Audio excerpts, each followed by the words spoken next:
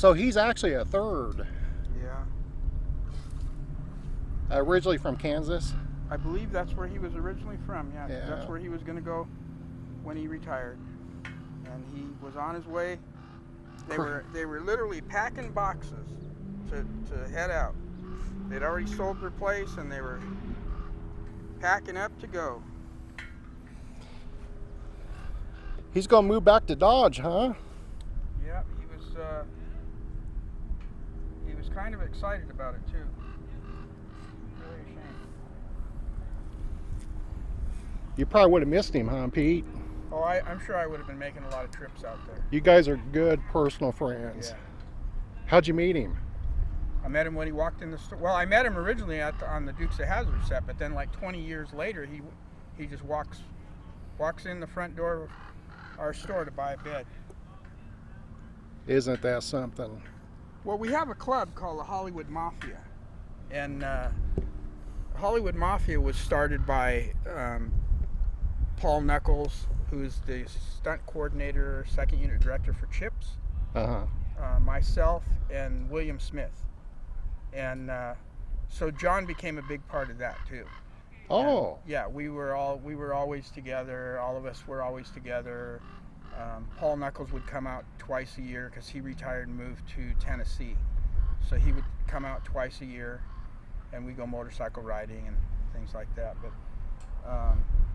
all the older stunt guys and character actors, a lot of them were members. Sadly, now they're almost all gone. So you're a stuntman? Yes. Okay. Yeah, they're almost all gone now. We just lost William Smith, a little more than a year ago now. He's gone now too. So. Wow. And he was our godfather of the Hollywood Mafia. Mm-hmm. Yep, John was one of a kind. There'll never be another one like him, that's for sure. Interesting guy.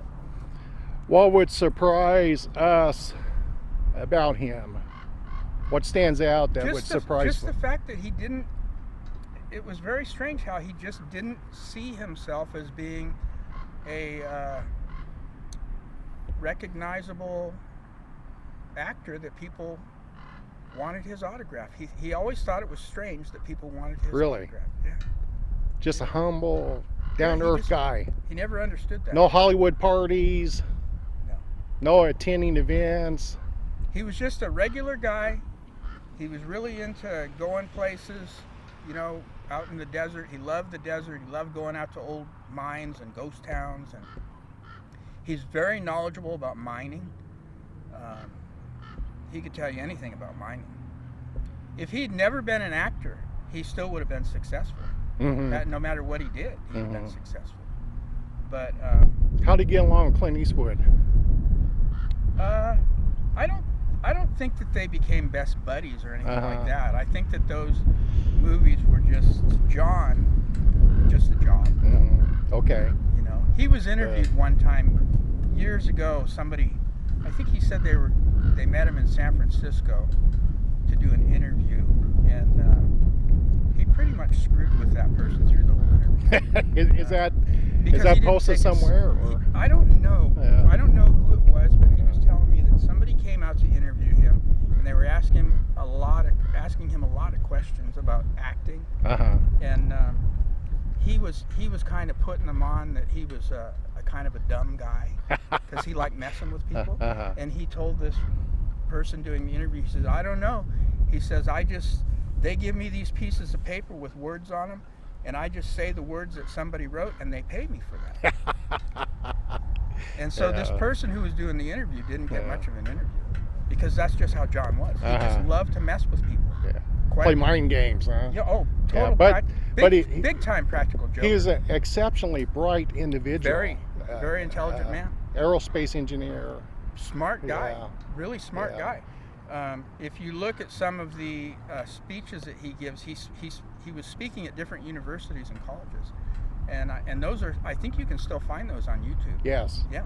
And to listen to him, and this was years ago when he was doing this. Okay. What he was talking about back then is what's happening now. He saw this coming. Wow. Yeah. Yeah. Yeah. And the YouTube videos I've seen, he's not using notes. It's all from right there. Yeah. Yeah. Wow. Yeah. Yeah.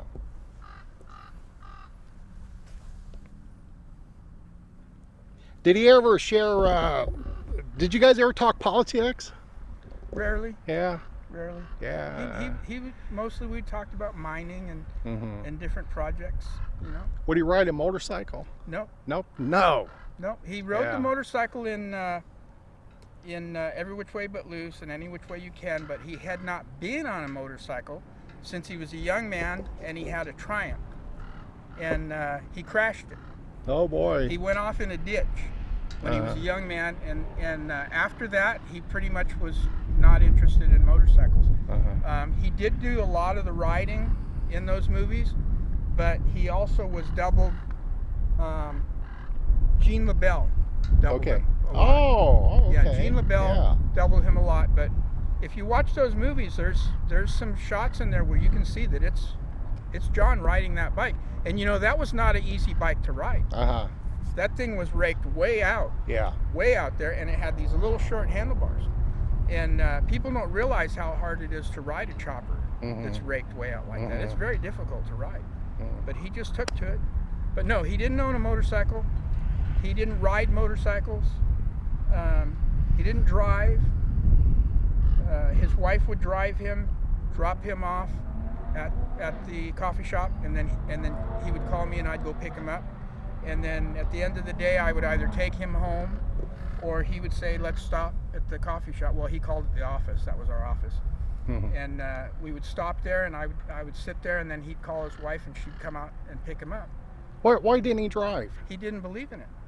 He didn't believe in having to have a driver's license. Okay. You know, he was very anti-government bureaucracy. You know, in John's world, everybody should just be able to drive.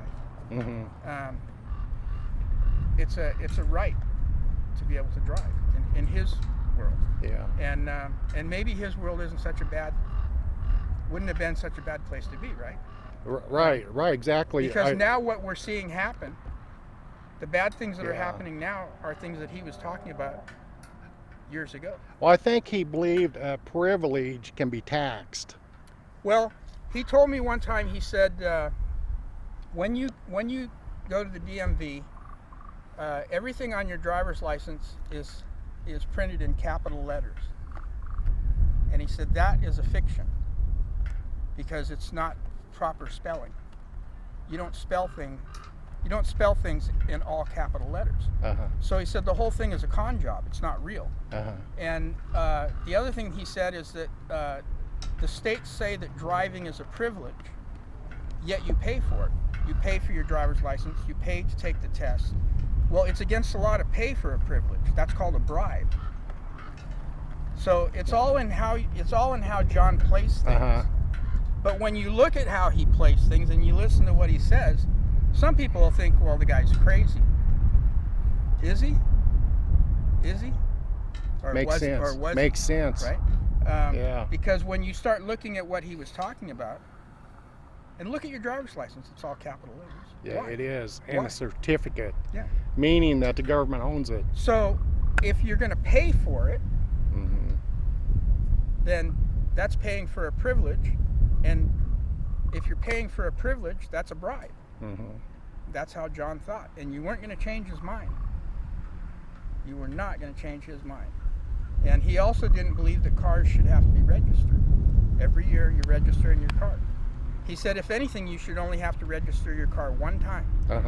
And then once you sell it to the next person, then that person would register it to their name one time. But why do you have to keep registering your car every year? Well, because that's how the state steals money from you. Yes. So, Do you think his political beliefs hurt him in getting jobs? And I'm sure it probably did. I'm sure.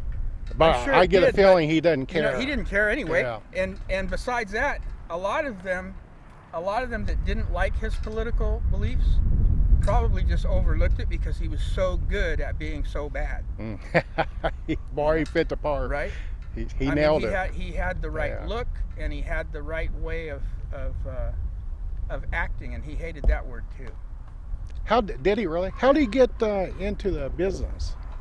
He came out here with a band, music group, and he was sitting in a coffee shop, and a guy in the coffee shop walked over to him and said, "Hey, have you ever thought about, are you an actor? Have you ever done any acting?" He said, "No." He said, "You have a great face."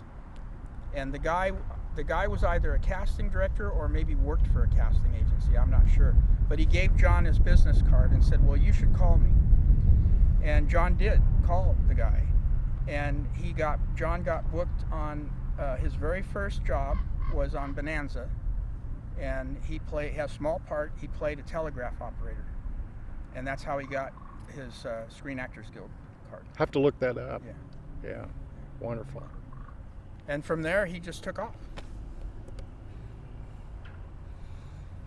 Oh, the group that we were talking earlier about that I couldn't. It was called the Actors Studio.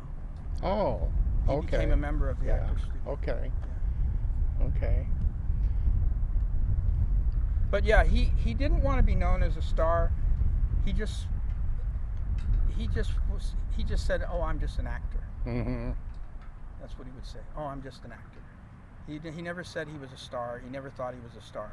And he was a character actor, but the way he worked as a character actor, he would steal the movie, so he was basically the star. Yeah. You know? And it didn't matter how big the part was. It's very much like Strother Martin. Remember Strother Martin? Sure. Strother Martin could take a nothing part, a very small part, and he could just steal the whole movie with just that one part. That's how John was. Looks like he died August the 9th, 2009. 2009, Yeah, yeah. what, you're a close friend of his? Yeah. Where were you? What? He laid down to take a nap and wasn't complaining about anything. I think he might have said something to his wife about his shoulder hurt, but they'd been packing boxes because he was moving. Laid down to take a nap and just never woke up. Wow. Yeah. Went to sleep, huh? Yeah. Typical way for John to go. That's a way John would go, you know. Where were you at when you heard? I was at home, and his wife called me. Oh, she called you? Yeah. Because you're good close friends. Wow. Yep. Pretty hard on you? Yeah, it was a very sad. Still miss him today? Every day. How often do you think about him? All the time. All the time. Especially when I drive past that restaurant, because we would always meet at that one restaurant. What's the name of it again? It's called the Wayside Cafe in Rosemont, California. Okay. And that was what John referred to as the office. Nice. Yeah. Nice. Pete, I appreciate you meeting up with me out here. I appreciate your welcome. time. I'm glad that you're doing something Yes. about this for John, because, you know. He's my favorite. Had to get done. Yeah. He's, you know, a lot of people are going to watch this video. Nice. He had so many fans. Yeah. Nice. You know? I didn't realize that this is where he is. Yeah, here he is right here. Yeah, I didn't know. Yep. So. I think it's nice, though, that his wife had them put John Quade under his real name. Yes. You know. Yes. Yep, here he is right here in Lancaster, California. Yes. You know? Perfect.